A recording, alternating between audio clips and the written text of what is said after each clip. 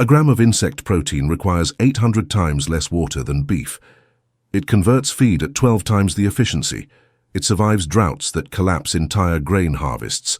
And yet, every major food system on this planet has classified it as something you exterminate, not something you cultivate. This was not always the case.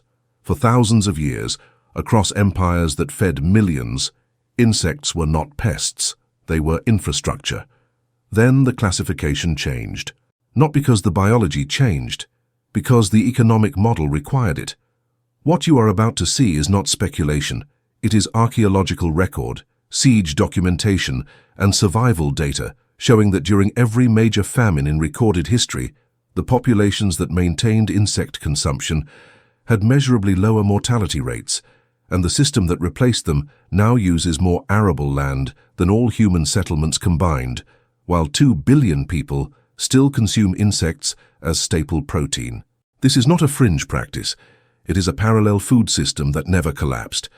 And the question is not whether it works. The question is why you were trained to see it as barbaric. The archaeological evidence begins in the administrative records. In ancient Rome, snail farms were not experimentation. They were taxation infrastructure.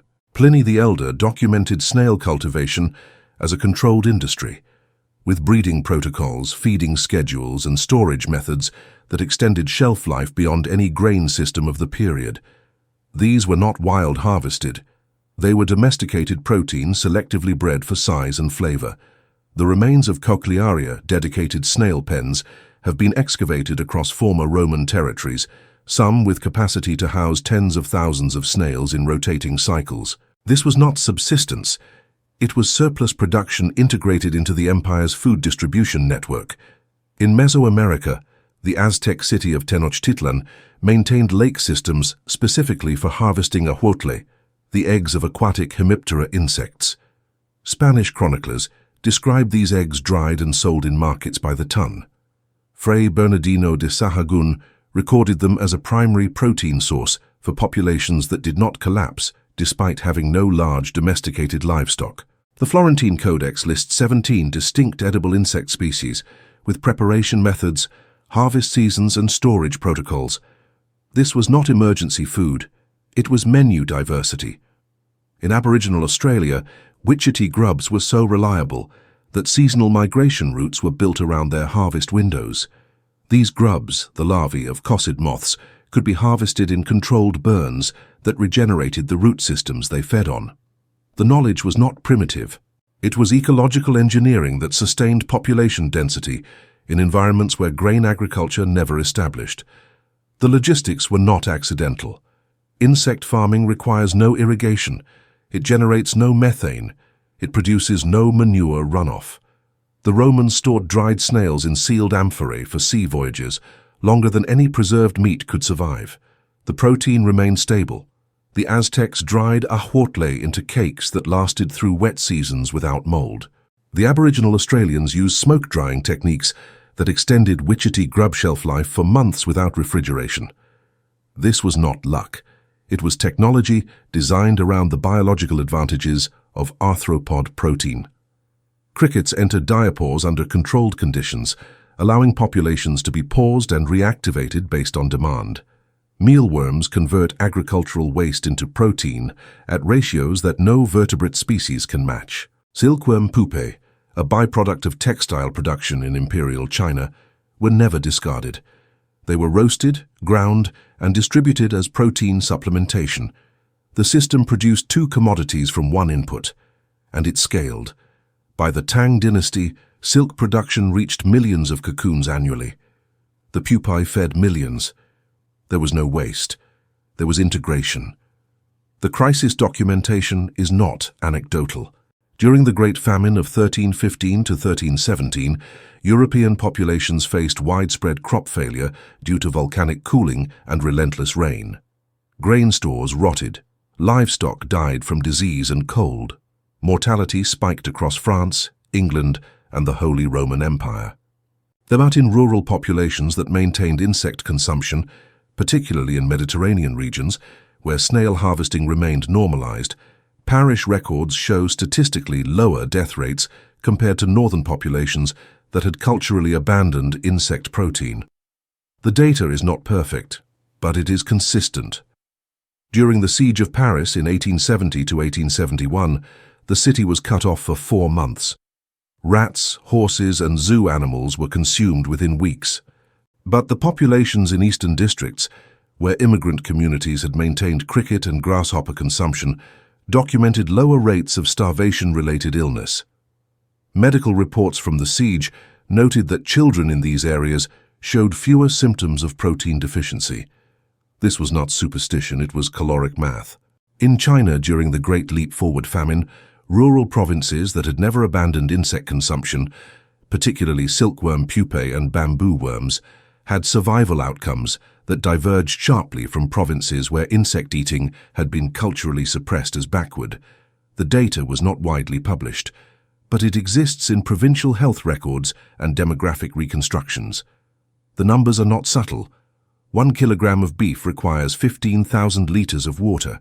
1 kilogram of cricket protein requires 1 liter. Beef converts feed at a ratio of 10 kilograms of grain to 1 kilogram of meat. Crickets convert at 1.7 to 1. Beef production generates 280 kilograms of carbon dioxide equivalent per kilogram of protein. Cricket farming generates 1. The land required to produce 1 kilogram of beef could produce 200 kilograms of cricket protein using vertical farming infrastructure that does not displace crops. These are not projections. These are operational farms currently producing at scale in Thailand, the Netherlands, and Canada.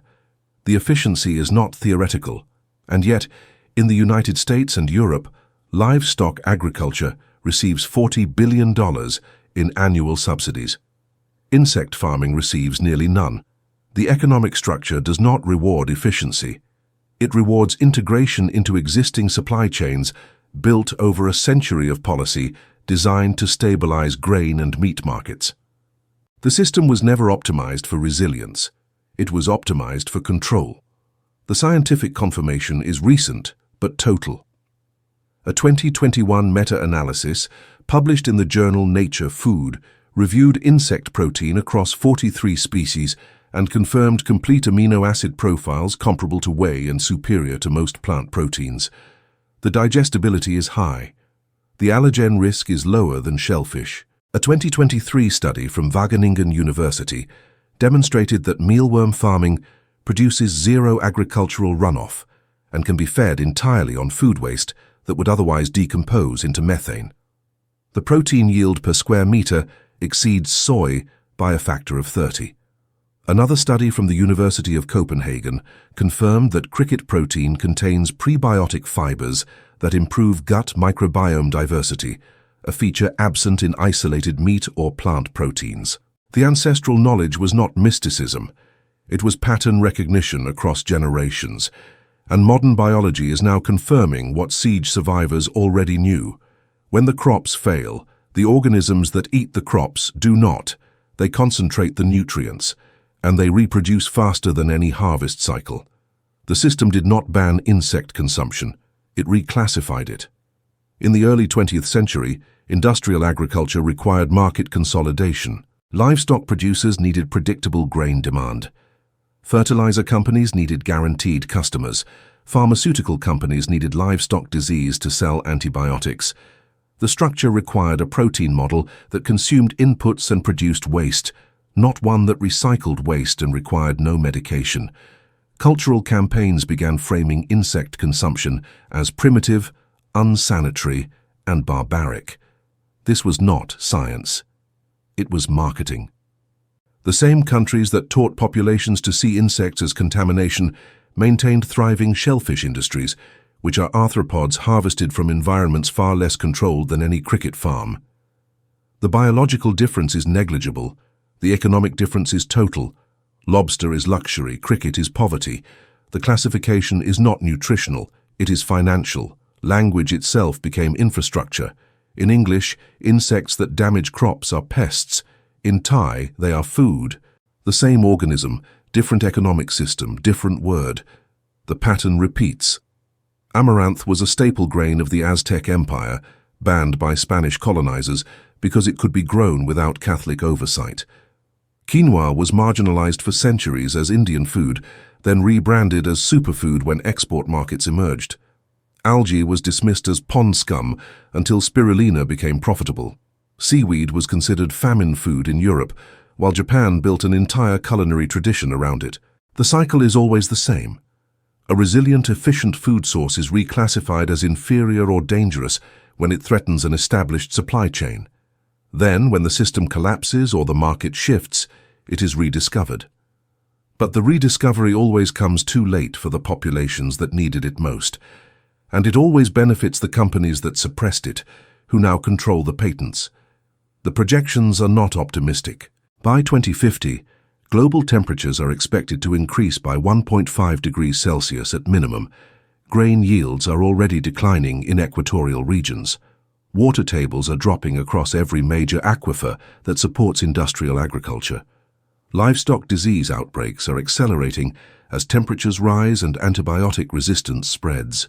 The United Nations Food and Agriculture Organization has projected that current food systems cannot sustain 10 billion people under climate stress without catastrophic land conversion or famine. The same reports mention insect protein as a solution, but the infrastructure does not exist. The subsidies were never redirected, the cultural programming was never reversed, and so the collapse will arrive the same way it always has, slowly, then all at once. And the populations that survive will not be the ones with the largest livestock herds. They will be the ones who never stopped eating what the system classified as pests. They will be the ones who kept the knowledge that famine only starves those who depend on crops that require rain. The insects eat the crops whether it rains or not, and then you eat the insects. If this vault revealed something they tried to bury, subscribe to preserve what the system wanted erased. Knowledge only remains when it is transmitted. The next vault opens soon.